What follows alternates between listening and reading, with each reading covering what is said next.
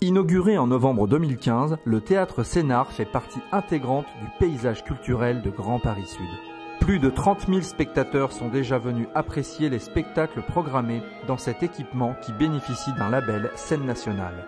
Mais derrière la scène se cache un univers secret sans lequel rien ne pourrait prendre forme. Levons le rideau sur les coulisses du théâtre Sénart.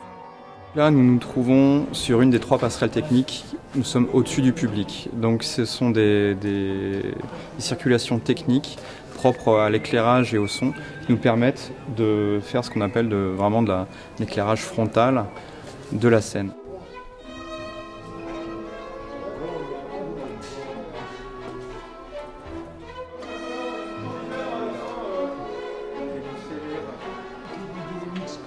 Ah, tu voulais couler les découpes tout à l'heure.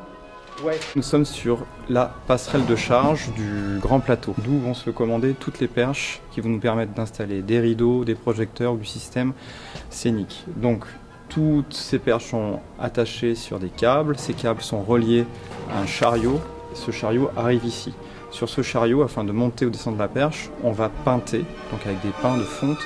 Tout ça se commande manuellement, donc vraiment c'est un vieux système, on n'a rien inventé. L'avantage de ce système, c'est qu'il est très silencieux, très souple, et il permet à des techniciens non, entre guillemets, non qualifiés, mais quand même formés, de pouvoir intervenir dessus.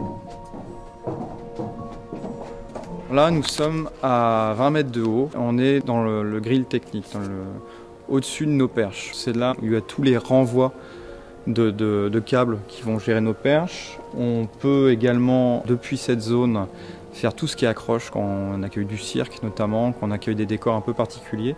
On a des éléments de moteur qui vont pouvoir reprendre des ponts ou d'autres perches si on n'en a pas assez. Donc là, c'est un endroit où on vient quand même rarement travailler. C'est très anxiogène, on est quand même à 20 mètres, on est sur des caillebotis. Le moindre téléphone portable ou une paire de lunettes qui tombe, ça prend une vitesse et ça risque de tomber sur un de nos collègues. Donc voilà, on vient ici vraiment quand on en a besoin. Nous nous trouvons sous la scène, dans ce qu'on appelle la casquette, au niveau de la fosse d'orchestre. Donc là, nous avons les 2 premiers rangs, donc que l'on peut enlever. Ces 2 premiers rangs se sont sur des chandelles, ces chandelles s'enlèvent et là arrive et se met en place la fosse d'orchestre.